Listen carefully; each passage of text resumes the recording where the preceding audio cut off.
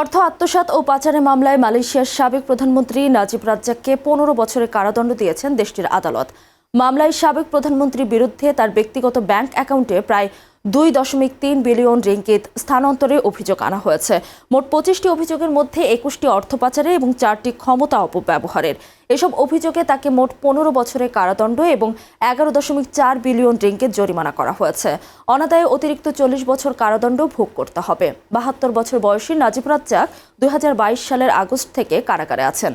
মালয়েশিয়ার রাষ্ট্রীয় বিনিয়োগ তহবিলের অর্থ কেলেঙ্কারির মামলায় তাকে 12 বছরের কারাদণ্ড দেওয়া হয়। পরে সাজা কমিয়ে 6 বছর করা হয়।